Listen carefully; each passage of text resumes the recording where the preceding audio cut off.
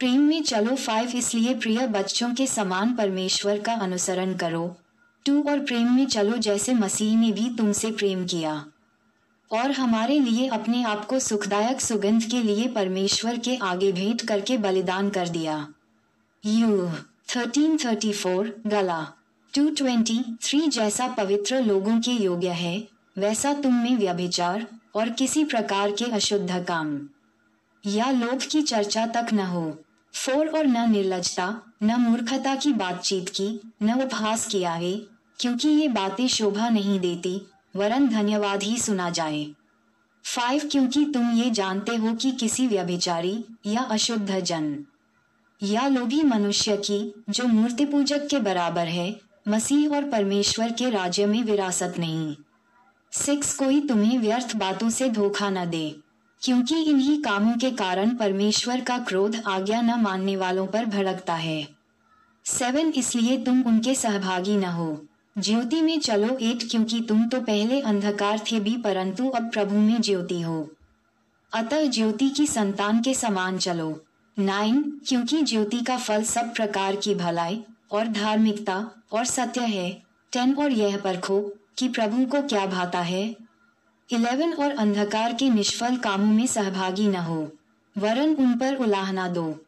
12 क्योंकि उनके गुप्त कामों की चर्चा भी लज्जा की बात है। 13 पर जितने कामों पर उलाहना दिया जाता है वे सब ज्योति से प्रकट होते हैं, क्योंकि जो सब कुछ को प्रकट करता है वह ज्योति है। 14 इस कारण वह कहता है, हे सोने वाले जाग और मुर्दों में से जी उठ, तो मसीह की ज्योति तुझ पर चमकेगी। रोम 13:11-12 यशा 60:1 बुद्धि में चलो। 15 इसलिए ध्यान से देखो कि कैसी चाल चलते हो, निर्बुद्धियों के समान नहीं पर बुद्धिमानों के समान चलो। 16 और अवसर को बहुमूल्य समझो क्योंकि दिन बुरे हैं।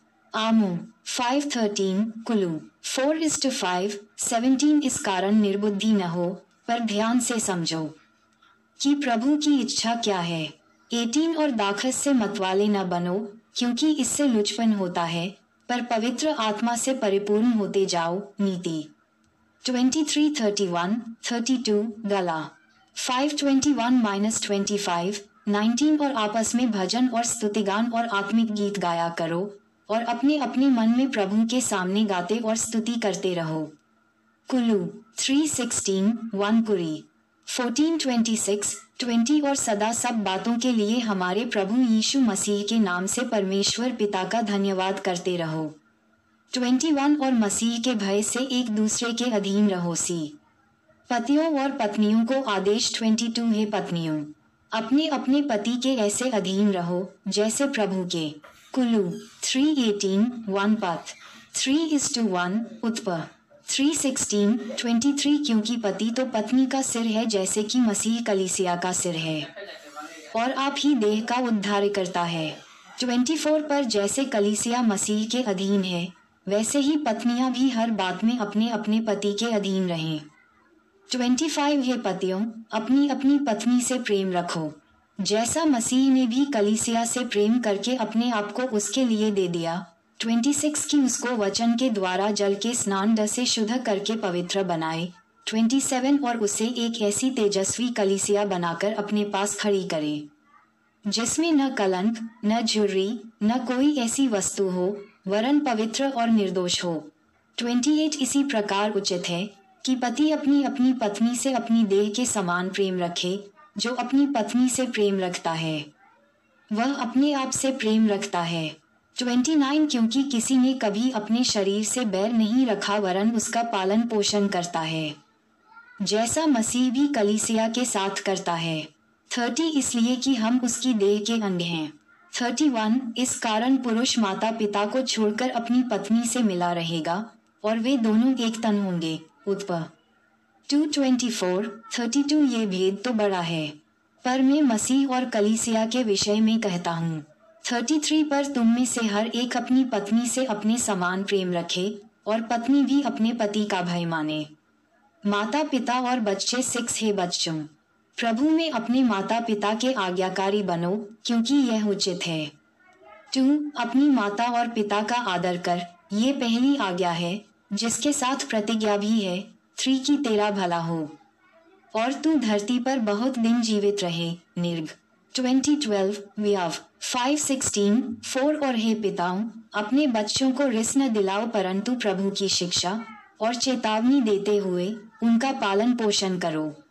व्यव 6:7 नीति 3:11 12 नीति 19:18 नीति 22:6 कुलू 3:2 स्वामी और दास 5 हे दासों, जो लोग संसार के अनुसार तुम्हारे स्वामी हैं, अपने मन की सिधाई से डरते और कांपते हुए जैसे मसीह की, वैसे ही उनकी भी आज्ञा मानो। 6 और मनुष्यों को प्रसन्न करने वालों के समान दिखाने के लिए सेवा न करो, पर मसीह के दासों के समान मन से परमेश्वर की इच्छा पर चलो। 7 और उस सेवा को मनुष्यों की नहीं परंतु प्रभु की जानकर स्वेच्छा से करो। 8 क्योंकि तुम जानते हो कि जो कोई जैसा अच्छा काम करेगा, चाहे दास हो चाहे स्वतंत्र, प्रभु से वैसा ही पाएगा।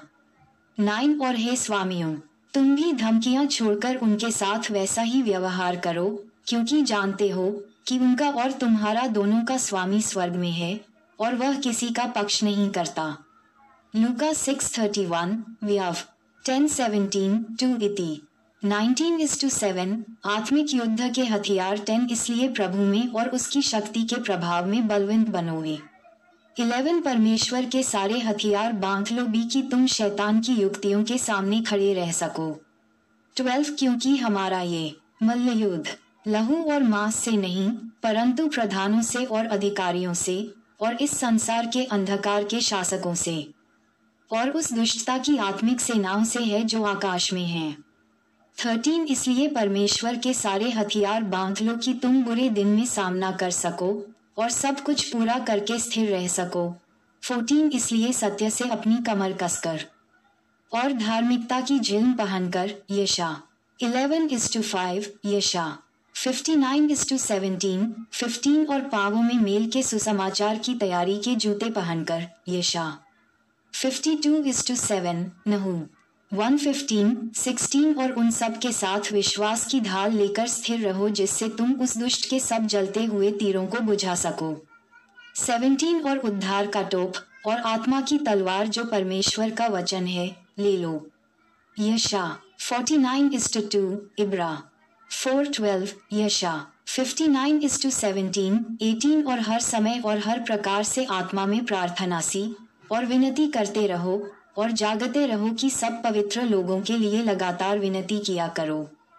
19 और मेरे लिए भी कि मुझे बोलने के समय ऐसा प्रबल वचन दिया जाए कि मैं साहस से सुसमाचार का भेद बता सकूं। 20 जिसके लिए मैं जंजीर से जकड़ा हुआ राजदूत हूं और यह भी कि मैं उसके विषय में जैसा मुझे चाहिए साहस से बोलूं। अंतिम नमस्कार 21 तुखिकुस जो प्रिय भाई और प्रभु में विश्वासयोग्य सेवक है, तुम्हें सब बातें बताएगा कि तुम भी मेरी दशा जानो कि मैं कैसा रहता हूँ। 22 उसे मैंने तुम्हारे पास इसलिए भेजा है कि तुम हमारी दशा जानो और वह तुम्हारे मनों को शांति दे।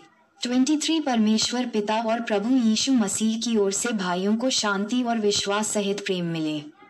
24 जो हमारे प्रभु यीशु मसीह से अमर प्रेम रखते हैं उन सब पर अनुग्रह होता रहे।